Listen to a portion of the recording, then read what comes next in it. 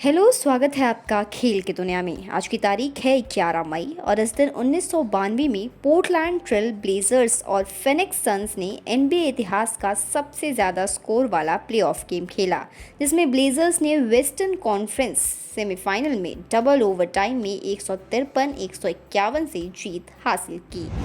11 मई का दिन खेल इतिहास में कई महत्वपूर्ण घटनाओं के लिए जाना जाता है। आइए इस तारीख की कुछ खास घटनाओं पर नजर डालें। 11 मई 2000 को शिकागो बुल्स के एल्टन ब्रांड और ह्यूस्टन रॉकेट्स के स्टीव फ्रांसिस को एनबीए रूकी ऑफ द ईयर अवार्ड का सह विजेता चुना गया। 2001 में टोरंटो रैपर्स के विंस क्वार्टर ने पहले हाफ में 50 में से 34 अंक बनाए और 9-3 पॉइंट्स के साथ एनबीए फाइनल रिकॉर्ड की बराबरी की, जिससे टोरंटो ने फिलाडेल्फिया को 102-78 से हराया।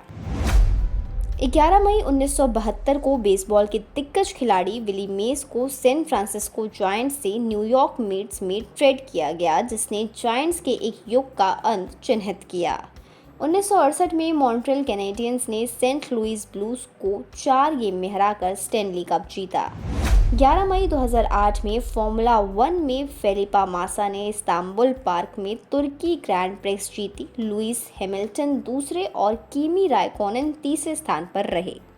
आज के दिन कई महान खिलाड़ियों ने जन्म लिया था, जिनमें शामिल है कैम न्यूटन, जिनका जन्म 11 मई 1989 को हुआ और वो एक पूर्व एनएफएल क्वार्टरबैक हैं जो कैरोलिना पैंथर्स और न्यू इंग्लैंड पेट्रियट्स के साथ अपने समय के लिए जाने जाते हैं।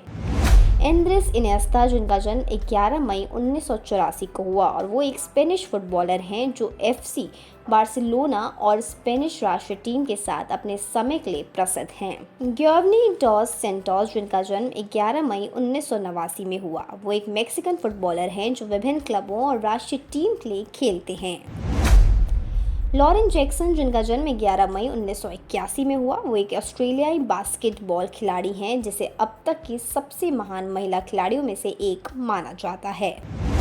कमारो उस्मान, जिनका जन्म 11 मई 1987 में हुआ, वो एक नाइजीरिया अमेरिकी मिश्रित मार्शल आर्टिस्ट हैं। वो पूर्व एफसी वेल्टर चैंपियन हैं। विक्टर मेटफील्ड, जिनका जन्म 11 मई 1977 में हुआ, वो एक दक्षिण अफ्रीकी रग्बी यूनियन खिलाड़ी हैं जो राष्ट्रीय टीम और बुल्स के साथ अपने समय के लिए जाने जाते हैं। आज के दिन कई बेहतर और बड़े रिकॉर्ड्स भी बने। 11 मई 1992 में पोर्टलैंड ट्रेल ब्लेजर्स ने एनबीए इतिहास का सबसे ज़्यादा स्कोर वाला प्लेऑफ गेम जीता। फिनिक्स सन्स को डबल ओवरटाइम में 153-151 से हरा डाला। 1994 में फिनिक्स सन्स ने एनबीए प्लेऑफ इतिहास में सबसे बड़ी देर वाली वापसी की। चौथे क्वार्टर में 18 अंकों की कमी को पार करते हुए ह्यूस्टन रॉकेट्स को ओवरटाइम में 124-117 से हरा डाला। 11 मई 1971 में मियामी डॉल्फिन्स ने एनएफएल इतिहास के सबसे लंबे गेम में कैंसस सिटी चीफ को हराया, जो 82 मिनट और 40 सेकंड तक चला। 11 मई 2002 को क्रूसेडर्स ने सुपर रग्बी में रिकॉर्ड बनाया। वॉटरहाउस को 96-19 से हराकर 14 ट्राई और 13 कन्वर्जन स्कोर किए। अब नजर डालेंगे देश की खबरों पर। पिछले 48 घंटों में भारतीय क्रिकेट के 2 दिग्गजों ने टेस्ट क्रिकेट को छोड़ने का फैसला कर फैंस को हैरान कर दिया। पहले रोहित शर्मा ने इस फॉर्मेट को अलविदा कहा और अब विराट कोहली के भी टेस्ट से संन्यास की खबरें सामने आई हैं। बीसीसीआई के एक अधिकारी ने कहा है कि विराट कोहली अभी भी फिट हैं और रन बनाने और जीतने के लिए भूखे हैं। उनकी मौजूदगी से पूरी टीम का मनोबल बढ़ता है। बोर्ड ने उनसे टेस्ट क्रिकेट से संन्यास लेने के फैसले पर विचार करने का अनुरोध किया है, खासकर जब 5 टेस्ट मैचों की इंग्लैंड सीरीज नज़दीक आ रही है। आईएएनएस की एक रिपोर्ट के मुताबिक विराट कोहली ने हाल ही में बीसीसीआई को टेस्ट क्रिकेट से संन्यास लेने की अपनी इच्छा बताई थी। कोहली ने 14 साल पहले टेस्ट डेब्यू किया था और पिछले 10 साल में भारत की रेड बॉल क्रिकेट को नई पहचान दिलाने वाले क्रिकेटरों में शामिल हुए। आईएएनएस के मुताबिक अधिकारी ने कहा कि वो अभी भी बेहद ज़्यादा फिट हैं और भूखे हैं। ड्रेसिंग रूम में उनकी मौजूदगी से पूरी टीम का मनोबल बढ़ता है। हमने उनसे अनुरोध किया है कि वो अंतिम फैसला लेने से पहले कुछ समय ले लें। कोहली की आक्रामकता और शानदार बल्लेबाजी ने भारत को घरेलू और विदेशी दोनों जगहों पर एक मजबूत टेस्ट टीम में बदलने में मदद की है। टेस्ट में 9,000 से अधिक रन और 30 शतक के साथ क्रीज पर कोहली की मौजूदगी कुछ कम नहीं है। बीसीसीआई अभी उनको छोड़ना नहीं चाहता। टॉप अधिकारियों ने कोहली से संपर्क किया है और उनसे अपने फैसले पर पूर्ण विचार करने का अनुरोध किया है, खासकर जब महत्वपूर्ण दौरे सामने हैं। भारत एक चुनौतीपूर्ण विदेशी कैलेंडर पर जाने के लिए तैयार है, जिसमें इंग्लैंड का दौरा भी शामिल है, जहां उनका अनुभव बेहद अहम साबित हो सकता है। हालांकि स्टार भारतीय बल्लेबाज ने इस मामले पर कोई सार्वजनिक बयान नहीं दिया है, लेकिन फैंस और पूर्व क्रिकेटरों ने सोशल मीडिया पर समर्थन संदेशों की बाढ़ ला दी है, उम्मीद करते हुए कि कोहली टेस्ट क्रिकेट को एक और मौका देंगे। अब नजर डालेंगे इंटरनेशनल न्यूज़ की ओर। India versus Pakistan in Asian beach handball. Bharat ने मस्कट, ओमान में 10वीं एशियाई बीच हैंडबॉल चैंपियनशिप में पाकिस्तान के खिलाफ खेला। दोनों देशों के बीच बढ़ते तनाव के बीच भारतीय टीम ने विरोध के तहत भाग लिया। वर्ल्ड एथलेटिक्स रिले इन ग्वांगझो। 2025 विश्व एथलेटिक रिले 10-11 मई को ग्वांगझो चीन में हो रहा है, जिसमें दुनिया भर के शीर्ष एथलेटिक रिले इवेंट्स में प्रतिस्पर्धा कर रहे हैं। San Jose Sharks at IIHF world championship.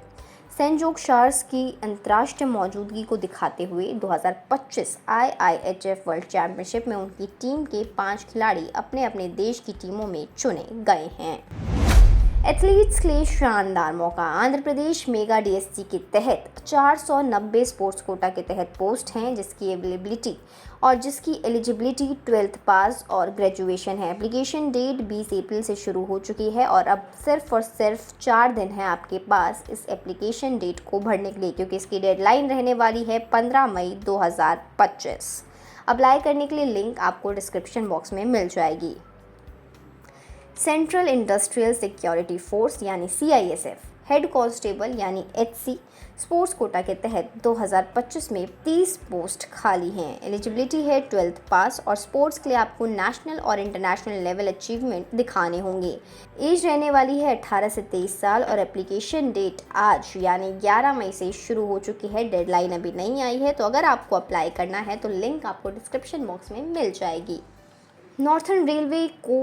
Northern railway में 38 स्पोर्ट्स कोटा के तहत पोस्ट खाली है, जिसकी एलिजिबिलिटी रहने वाली है 10th पास, 12th पास और ग्रेजुएशन। डेडलाइन है इसकी 11 दिसंबर और सिलेक्शन प्रोसेस है application screening, sports trial, skill test, document verification और मेडिकल एग्जाम।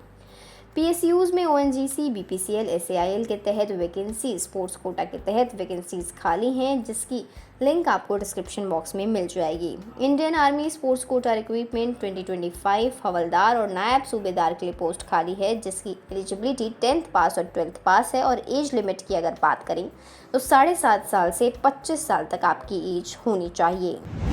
स्पोर्ट्स में कुछ चल रहे इवेंट्स पर अगर हम नज़र डालें तो 2025 ताइपाई ओपन खेला जा रहा है 6 मई से 11 मई तक, मतलब इसका आखिरी दिन आज होने वाला है, जो कि ताइवान में खेला जा रहा है। IIHF वर्ल्ड चैंपियनशिप, जिसकी शुरुआत 9 मई को हुई है, 25 मई तक ये खेला जाएगा डेनमार्क में।